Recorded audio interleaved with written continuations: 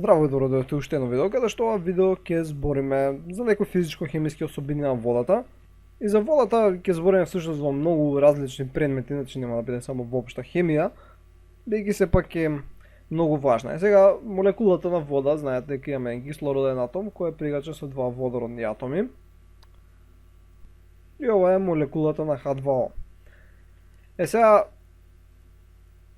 кислородот спаѓа во групата на халкогени елементи и постојат и други, значи соединенија кои се врзуваат, други халкогени кои се врзуваат исто со водородот.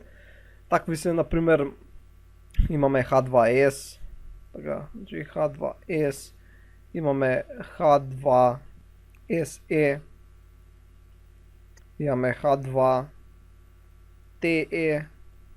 Нив не ги среќаваме толку често, едноставно, добро, потешко се формираат, но и би да ги имало повеќе, повторно не се толку погодни како водата, бидејќи водата има доста интересни физичко-хемиски особини кои ја прават погодна за многу работи, особено за живот каков што го знаеме. Така не значи дека ако нема вода не мора да има живот, него живот кој што го знаеме, бидејќи водата кислород има доста, водород има доста, лесно се формира, има убави особини, така што најчесто сметаме дека водата е потребна за живот. Но не мора да значи. Сега, една од убавите например особини на водата, во споредба со овие други соединенија кои се градат од халкогените елементи, е што има висока точка на вриење, односно на испарување, например, на водата при една атмосфера, така при една атмосфера, бидејќи тоа зависи од атмосферата, само од притисокот зависи. При една атмосфера Т, значи Т на вриење, за водата е 100 степени Целзиусови, што е прилично големо количество енергија треба да се донесе на системот за температурата да стигне до 100 степени Целзиусови. Например на H2S температурата на вриење е минус 61 Целзиусов степен. Значи тоа ние што го сметаме за ладно, знаеш, минус 60 степени, тоа е стварно ладно, она врие, значи изврива и испарува на таа температура. H2S е на минус 42 степени испарува, H2TE всушност испарува на минус 2 степени Целзиусови. Значи спрема тоа каква е температурата на нашата планета од прилика 27 степени некој си просек, до вие би били у гасовите состојба, не би можеле да бидат во течна агрегатна состојба. Друга интересна карактеристика на водата, што е многу битно, пред тука имаме еден сад со вода, и ќе земеме еден сад со некоја си друга супстанца X, значи ова нека биде со вода, ова нека биде со некоја си друга супстанца X. Ова нека биде H2O. Водата има многу висок топлински капацитет, значи топлинскиот капацитет го бележиме како C, и тој всушност топлински капацитет представува колку енергија треба да се донесе на даден волумен количество материја, со цел да се промени температурата за 1 степен или за дадена промена на температура. И водата излегува дека има еден од многу повисоките топлински капацитети. Например, ако земеме дека овие две течности се на 37 степени Целзиусови, и сега сакаме и да речеме дека има исти волумен, така например волуменот овдека V1 е еднаков на V2. И сакаме само да промени температурата. И сега ние треба да донесеме количество енергија, односно топлина. И например за водата треба да донесеме многу поголемо количество енергија. Сега карикирам некои бројки, например 300 килоџули за да го донесеме до некоја си температура 40 степени, така? За да стигне до 40 треба да донесеме 300 килоџули енергија. Додека кај оваа некоја си супстанца X, за да стигнеме до 40 треба да донесеме некоја си количество од 100 килоџули енергија и оваа ќе стигне до некоја си температура од 40 степени. Така што водата има доста висок топлински капацитет, односно не се загрева лесно. Треба доста енергија за да се промени нејзината температура и тоа е добро, бидејќи ние сме наголем дел вода и ние можеме да користиме водата која е на 37 степени да се одржуваме релативно константна температура. Значи некоја ќе има 40 степени надвор, ти да не можеш ништо да правиш, целиот да се загрееш, така што температурата на телото останува прилично константна. Една причина за ова е баш топлинскиот капацитет на водата. Друга интересна работа е, например, планетата Земја одржува прилика константна температура, зашто Знаеш како што си ја имаш планетата, да ќе направиме, имаме океан, имаме вода и сега добиваш енергија во вид на топлина од сонцето, но водата не се загрева нешто си многу. Така, например, овдека ако падне вода, температурата да речеме дека ќе се покачи за, не знам, 3 степени. Се покачи за 3 степени. Ако падне, например, на копно, ама нека биде копно, ако пак падне на копно, всушност температурата би се покачила повеќе, би се покачила за отприлика, не знам, 4 степени Целзиусови. Така што водата, дел од енергијата нели се рефлектира од површината во водата и плюс не се загрева толку водата, како што би се загревало копното, а во текот на ноќта полека таа енергија нели се ослободува прилично споро, така што се одржува една релативно константна температура на планетата Земја, што е доста погано, не сакаме како на месечината да варира во текот на денот дојде до 100 степени Целзиусови, навечер до минус 150. Затоа има многу други фактори со атмосферата кои се поврзани, нели, ние имаме озон, имаме атмосфера, имаме облаци. Но пак, значи кај нас би имало големи флуктуации, мислам, месечината е одмада од нас. Така што и кај нас би било плюс 100, минус 150. Добро, не е толку екстремно, но пак би имало многу поголема варијација ако имавме помалку вода. Сега една интересна карактеристика за водата е што водата е најгуста при 4 степени Целзиусови. Ова е многу интересна работа. Например, секоја супстанца која гледате, ево дека се например имаме како изгледа и ова важи за секоја супстанца. Кога се наоѓа во некоја цврста агрегатна состојба, сите молекули се поредени во некоја си правилна кристална решетка. Така, кога се наоѓа во течна агрегатна состојба, сите се така некако лабави, се мрдаат насекаде, додека во гасовите агрегатна состојба сите летаат на сите страни, така скоро да немаат интеракции.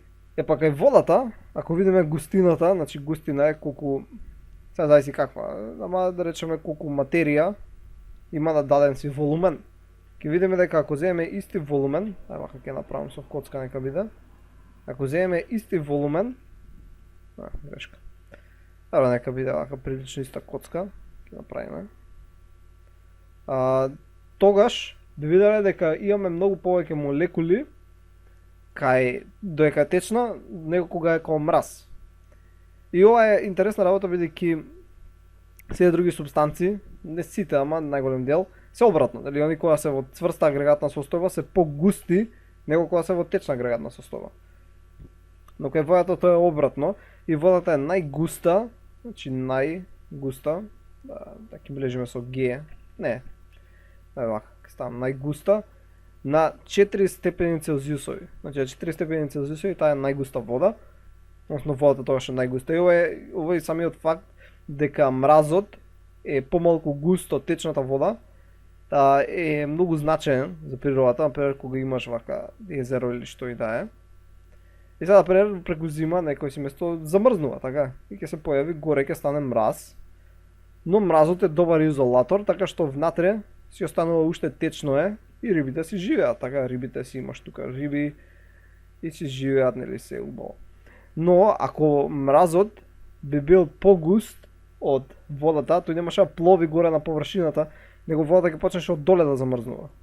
И како што замрзнува, рибите ќе требаат да идат горе на површината, што не им одговара толку и ќе немаше изолација на некој начин. И се повеќе и повеќе ќе замрзнуваше, се до не стигнеше до горе и се ќе замрзнеше. Зашто вака, кога замрзнува горниот дел, ова е изолација. Така што доле си останува потопло. Значи има некоја си повисока температура, него што е овдека ветер дува, така дува ветер, се лади површината и така. А ако се ладеше површината и се правеше мраз, и тој паѓаше надоле и цело време се правеше мраз, и целото езеро ќе замрзнеше, така. Што немаше да биде добро. Друга интересна карактеристика на водата е големиот површински напон. Знаете кога ќе ви падне некоја капка вода например на маса, например таа е вака некако. Така. Изгледа вака некако, а не изгледа вака. Бејќи има голем површински напон. Или пак оние инсектите што се кога имаш парче вода, имаш еден инсект таков кој со нозите застанува на површината од водата и не тоне. Рече што и не е тежок. Добро, не е тежок, ама и зафаќа голема површина во однос на телото И едноставно неговата тежина, силата која ја креира врз површината вода не е доволно голема за да се пробие површинскиот напон. Водата значи има голем површински напон и тој површинскиот напон всушност произлегува од самиот тој факт што молекулите кои се овдека на вода, че гледате овдека молекулите вода, они сите се влечат помеѓу себе, така? Сега ако си некоја молекула која се наоѓа овдека, те влечат сите молекули од сите страни, така? Еднакво. Но ако си некоја молекула која се наоѓа на површината, молекулите вода многу повеќе те влечат, значи многу повеќе те влечат него што те влечат молекулите на воздух. Значи тука си имаш кислород, си имаш азот, има не знам CO2 или некои други гасови. Па тие гасови не влечат толку. Молекулите на вода кои се наоѓаат под површинскиот слој на молекули влечат повеќе. И поради тоа е компактна капката вода, така капката вода ќе изгледа вака. Така одноставно вие овдека си се повлекуваат кон внатре и плюс молекулите кои се наоѓаат на површината си се влечат помеѓу себе и прават како површински напон. Така, односно тоа е површинскиот напон. И овдека се имаме некои шематски презентации. Така тие кои овдека бидат влечени, а молекулите на воздух кои се наоѓаат овдека не влечат. Значи ова не влечат добро, затоа не и се бележени. И тоа настанува површинскиот напон. Тука имаме некои си цртежи како изгледа кога е солидно, кога е течно, кога е во гасовита агрегатна состојба. Например, тука имаме различни модели, планетарен модел, структурен или онако со колби, овие тие тридимензионалните калоти ги вика овие, не ги вика колби, калоти овие се викаат, мислам, моделчиња со такви пластики, има едни вакви, тука има магнети, можеш да си ги лепиш, да си правиш молекули. И последна, може би најважна особина на водата е што е еден вид како универзален растворувач. Значи, ќе си речеш, се што ќе ставиш во вода ќе се раствори, добро, не се раствара во вода, ама многу голем број од работија се раствараат во вода, така, ќе ставиш, ќе речеш, во вода ќе се раствори, стави го ќе се раствори. И најчесто да, се растворува, бидејќи водата се однесува и како база и како киселина.